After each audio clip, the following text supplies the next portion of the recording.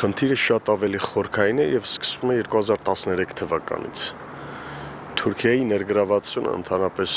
Սիրիայի ներքին գործերին միշտ էլ եղել է թուրքական արտաքին քաղաքական օրակարգում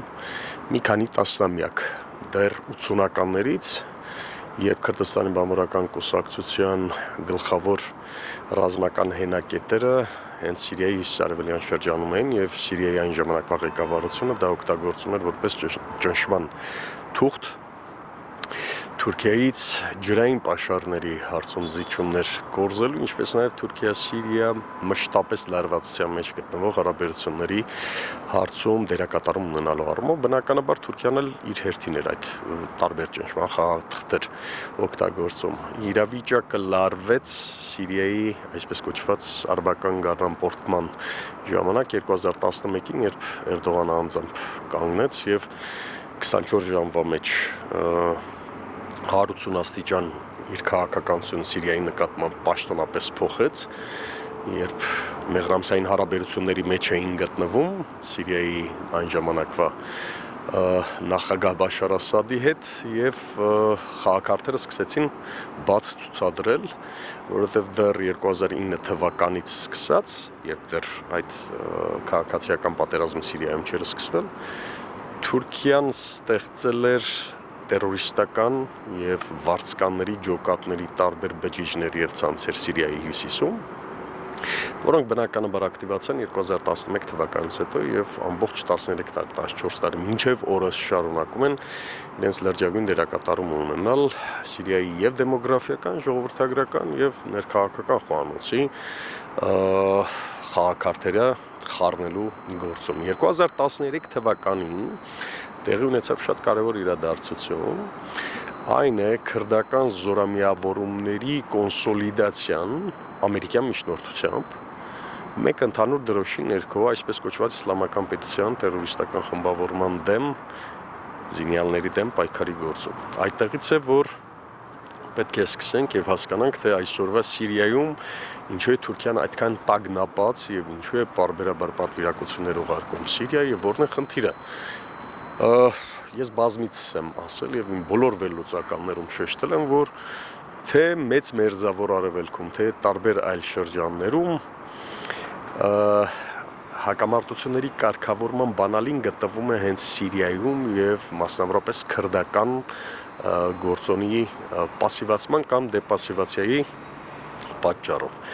Ինչ խնդիր է դրված։ Քրդերը ինչ հեռանկար պիտի ունենան այս տարածաշրջանում։ Թուրքիան ունի հստակ նպատակ, որ Սիրիայի հյուսիսային եւ հյուսիսարևելյան ամբողջ շրջանները, որոնք հիմնականում քրդաբնակ են եւ Թուրքիայի սահմանակիցն են, ունեն անվերապահ աջակցություն, եթե չասեմ, նույն Քրդստանի բամբորական կուսակցության սիրիական մասնաճյուղն են կամ ֆիլիալն են։ Հետագայում երբ 13 թվականին ձևավորվեց այդ Սիրիայի դեմոկրատական ուժերը, հիմնականում քրդական ուժերից բաղկացած, սա այն գլխավոր մտավախությունն է գլխացավանքը Թուրքիայի համար, որովհետև գտնվում է հենց սահմանին եւ սպառում է ըստ պաշտոնական Անկարայի Թուրքիայի տարածքային ամբողջությանը եւ ինքնիշխանությանը։ Թուրքիան 2016 թվականից գիտակցելով այս ամբողջը փորձեց 1-2 նախաձեռնությամբ քրդական հարցին Թուրքիայի ներսում լուծում տալ, հույս ունենալով, որ դա նաև կատարածվի Սիրիայում քրդական քարտեզի վերախմբագրմանը եւ հենց Թուրքիայի ազդեցության տակ հայտնվելու չհաջողեց, որովհետեւ տարիների ընթացքում ժամանակը ցույց տվեց, որ քրդերը ցուցաբերեցին կամային բարձր հատկանիշներ, թե ֆիզիկական, թե զինված ուժերի մակարդակով իրենց մարտունակությունը շատ բարձր էր եւ դաշնակցեցին Միացյալ Նահանգների եւ Արևմտյան բլոկի դաշնակիցների հետ եւ ցույց տվեցին, որ այստեղ կարող են իրենք դառնալ գործոն, որը բոլոր ժամանակներում եղել է գործիք այս կամ այն իշխանության ձեռքին, բայց իրենք դարձան գործոն եւ այսօր այդ գործոնն է, որի հետ Թուրքիան հաշվի չի նստում եւ չի ուզում ընդունել, որ Սիրիայի դեմոկրատական ուժերը, այսինքն քրդերը, իրենց զինված ջոկատներով, բանակով կարելի ասել, բանակով այսօր Սիրիայի դեմոկրատական ուժերը, եթե կարելի ասել, շատ ավելի մարտունակ է եւ շատ ավելի պրոֆեսիոնալ եւ շատ ավելի լուրջ արդի տեխնոլոգիաներին է տիրապետում, քան սիրիական բանակը, որ հավասարվեց գետնին բառիս բուն իմաստով իսրայելական պարբերական ռմբակոծությունների հետևանքով 2024 թվականի դեկտեմբերի 8-ից սկսած։ Չեն հասնի հաջողության, որովհետև անկախ փաստից մարտի 10-ին Մազլում Աբդին, Սիրիայի դեմոկրատական ուժերի ղեկավարը գեներալ Աբդին եւ Սիրիայի անցումային նախագահ Ահմադ ալ-Շարը կնքեցին համաձայնություն եւ ընդգծվեց հստակ ճանապարհային քարտեզ, որ մինչեւ 2025-ի դեկտեմբերի 31-ը պետք է տեղի ունենա կառույցների ինտեգրացիա, այսպիսի արտահայտություն կա, խոսքը վերաբերվում է այդ քրդական ուժերի տիրապետության տակ գտնվող եւ զինտեխնիկայի եւ զինված ուժերի համարկմանը կամ ինտեգրացիային Սիրիայի ընդհանուր բանակին, կառավարական բանակին, որի փոխարեն խոստանում էին, որ քրդերին պետք է տրվի լոկալ մակարդակի ինքնավարություն, լեզվամշակութային, կրթական, ինչպես նաև տեղական ինքնակառավարման մարմինների մակարդակով որոշակի առավելություններ եւ ինքնավարության ցածր աստիճան, այսպես ասեմ։ Սա ամերիկյան հովանավորություն վայելող ծրագիր էր, բայց ժամանակը ցույց տվեց, որ դա շատ ժամանակավոր է եւ ամենևին էլ քրդերը տրամադրված չեն ունենալ գրեթե ստատուս քվոյի այն կարգավիճակը, որ մինչև 2013 թվականներ, այսինքն իրենք ստանան այս ամբողջ process-ից ընդհանրապես լեզվակրթական կամ լեզվամշակութային ինքնավարություն։ Քրդերի քաղաքական ամբիցիաները շատ հստակ են, շատ պարզ են, իրենք պահանջում են ապակենտրոնացված կառավարում, դե ֆակտո ֆեդերալիզացիա, դաշնային պետություն, ինչպիսին Իրաքում է, այսինքն Իրաքի հյուսիսում գոյությունի Քրդստանի ռեգիոնալ կառավարում, ինքնավար շրջան, նույնը պահանջում են բնականաբար Սիրիայի հյուսիսարևելյան հատվածում, մի շարք պատճառներով այդտեղ կենտրոնացված է Սիրիայի նավթագազային ռեսուրսների ավելի քան 70%-ը, ամենաբերի գյուղատնտեսական առումով հողերն են, Եփրատի եւ Տիգրիսի, այսինքն եւ խմելու ջրի եւ ոռոգման ջրի ինչի պակասուրդը զգում է ամբողջ արևելքը եւ Սիրիան հատկապես։ Գլխավոր գետերը այդտեղով են անցնում, ռազմավարական նշանակության տարածքներ են, որոնք սահմանակից են Իրաքին, ինչպես նաեւ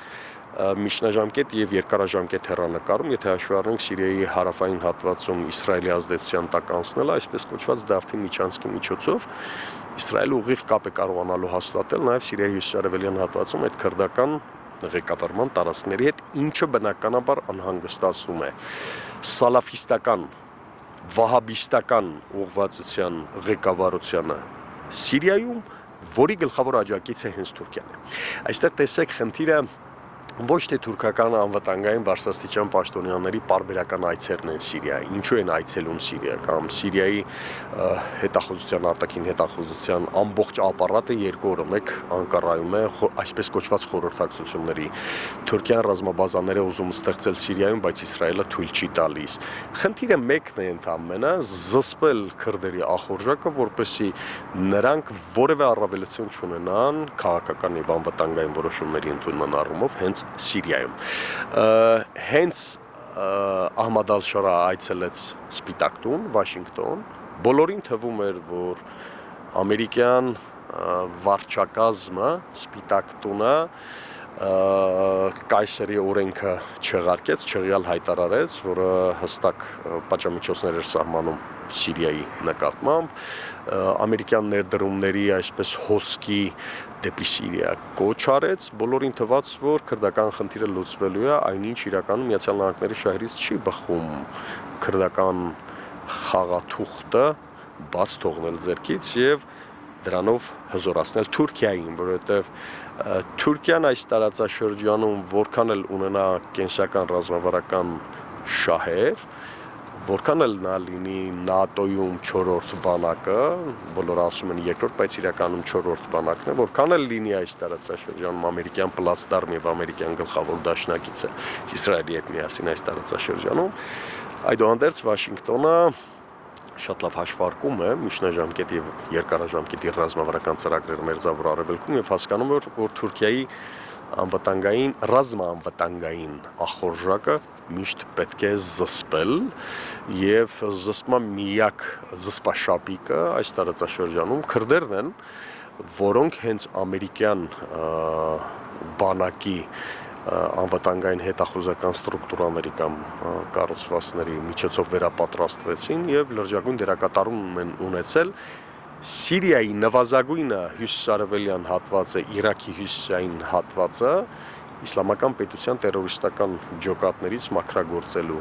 հարցում, ել չեմ խոսում փաստի մասին, որ միջազգային դիվանագիտական տեսանկյունից քրդերը այսօր ունեն շատ ավելի մեծ առավելություն, քան Սիրիայի այսպես կոչված պաշտոնական իշխանությունը, որին ծափահարում են կամ ինչ-որ Ելիսեյան պալատ են հրավիրում, ընդունելություն են ցուցաբերում, կամ Դոնալդ Թրամփը ծաղրելու եւ նվաստացնելու ժեստեր է անում, օծանելիք փչելով Սիրիայի նախագահի վրա, ակնարկելով, որ քո վրայից տերորիստի հոտ է գալիս, այդուհանդերձ մեր շահերը այժմ պահանջում են պահել բալանսը, այս բոլորը բնականաբար չի կարող չանհանգստացնել Թուրքիային, որի գլխավոր խնդիրը Սիրիայի հյուսիսային ամբողջ գոտին բուֆերային գոտի դարձնելն է, իր ազդեցության գոտի դարձնելն է եւ քրդական գործոնը չեզոքացնել այս տարածաշրջանում, շատ լավ հասկանալով, որ դա վարակիչ ազդեցություն ունենալու բուն Թուրքիայում, Թուրքիայի ֆեդերալիզացիայի ուղղությամբ արվող քայլերի առումով։